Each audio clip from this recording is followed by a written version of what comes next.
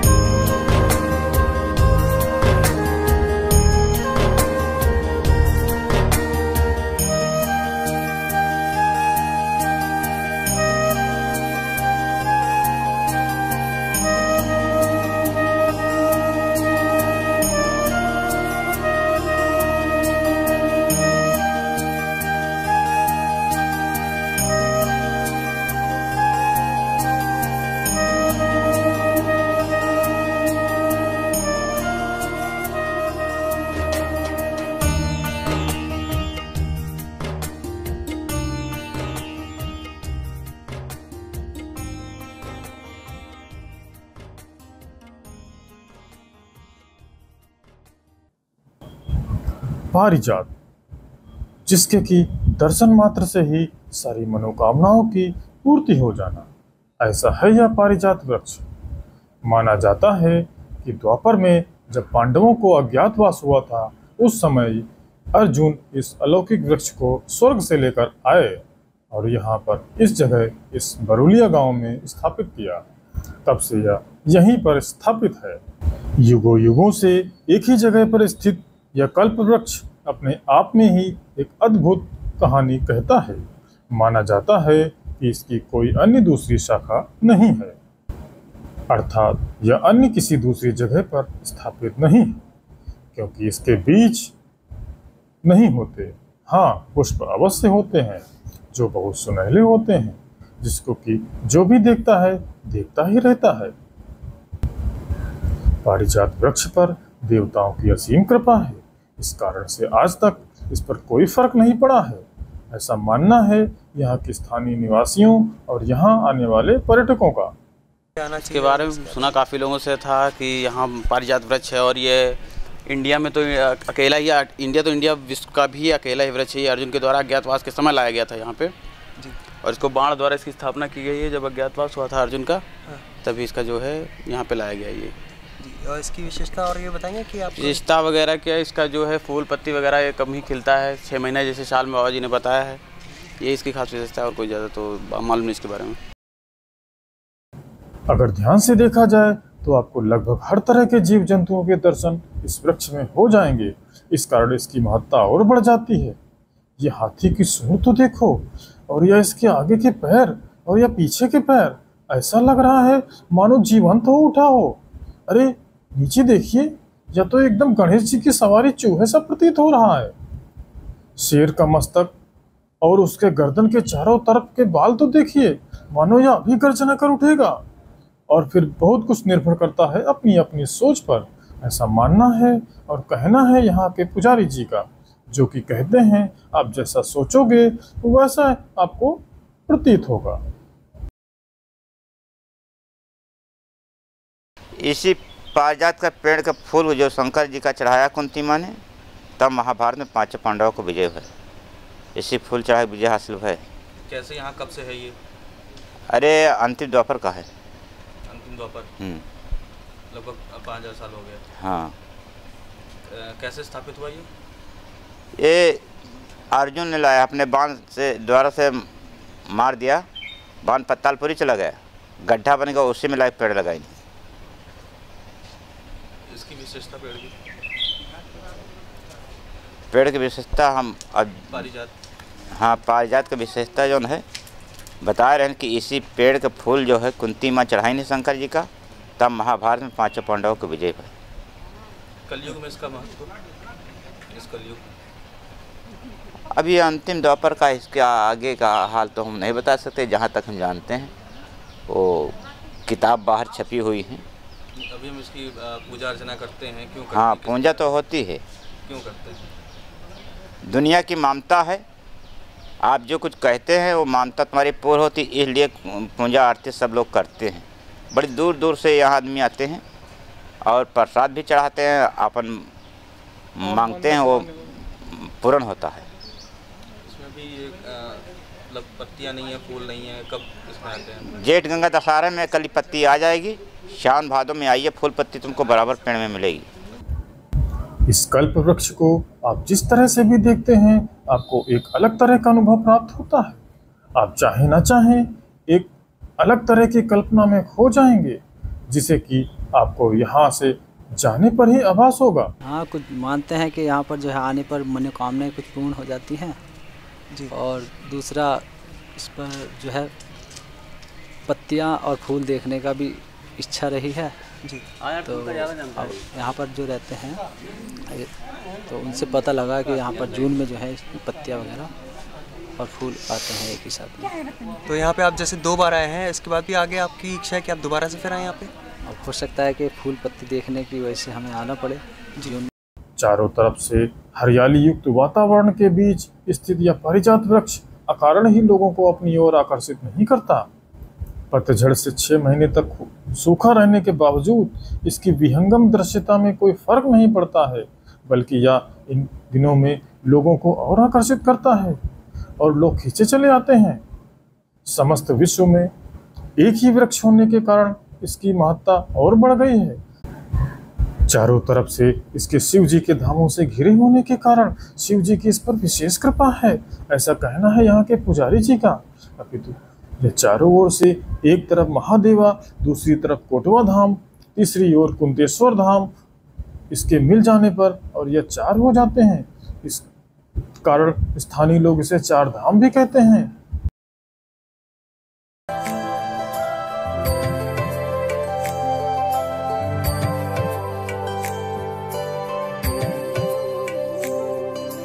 भोलेनाथ शिव शंभू तेरी शरण में हम हैं आए, बस लीन रहे तेरी भक्ति में और कुछ भी न हमको सुहाए।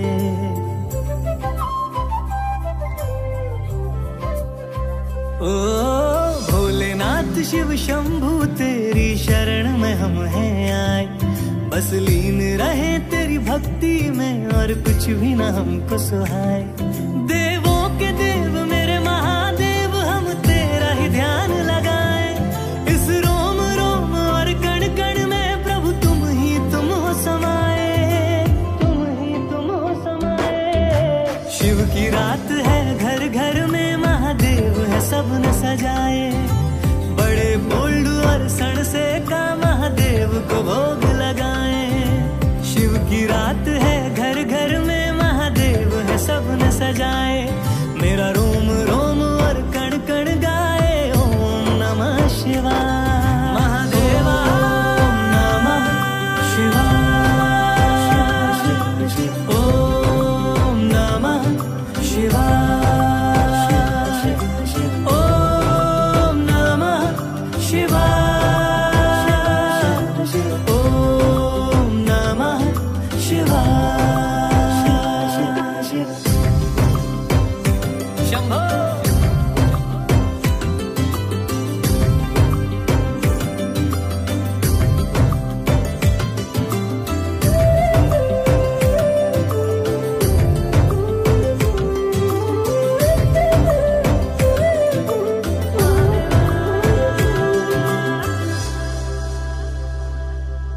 मैंने सब कुछ शिव को सौंप दिया।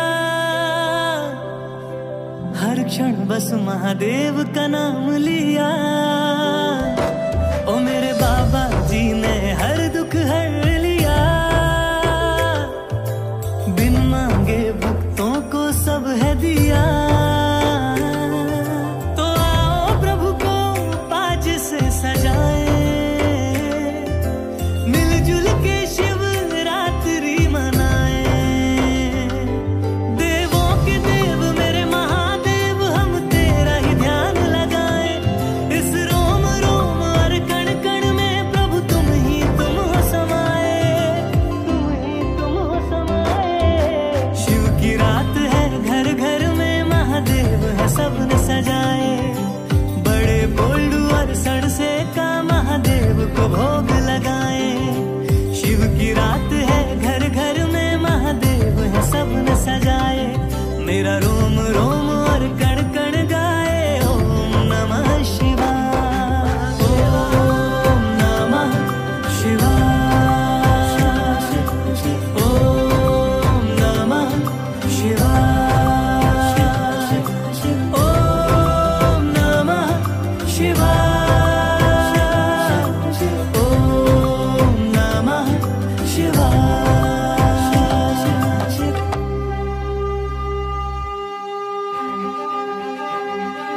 ओम नमः शिवाय,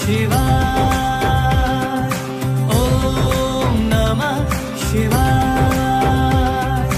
ओम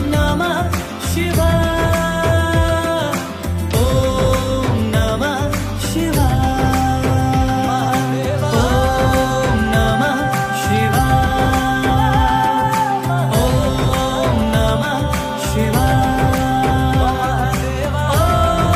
नमः शिवाय, ओम नमः शिवाय, ओम नमः शिवाय, ओम नमः शिवाय, ओम नमः शिवाय, ओम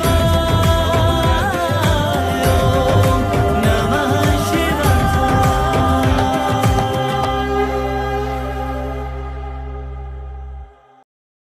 धीरे धीरे समय व्यतीत होने पर परिस्थितियों में बदलाव होने लगा। लोगों की संख्या में वृद्धि होने पर इस पर भौतिक प्रभाव भी पड़ने का डर होने लगा। इस कारण इसे अब चारों तरफ से लोहे की जाली से घेर दिया गया है, जिससे लोग अब इसके बाहर से ही दर्शन कर सकेंगे, ताकि इस वृक्ष पर किसी तरह की हानि ना हो। पारिजात वृक्ष के पास ही बने इस मंदिर में जो भी सैलानी आते हैं, दर्शन करते हैं।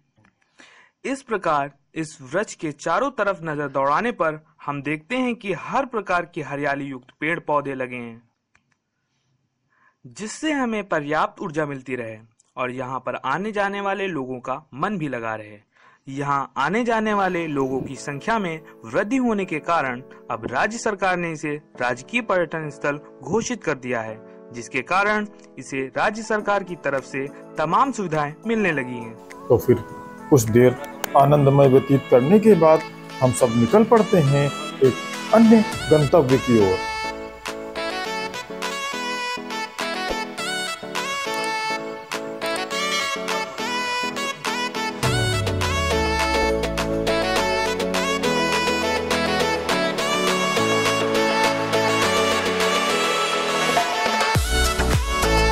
जय बाबा जी।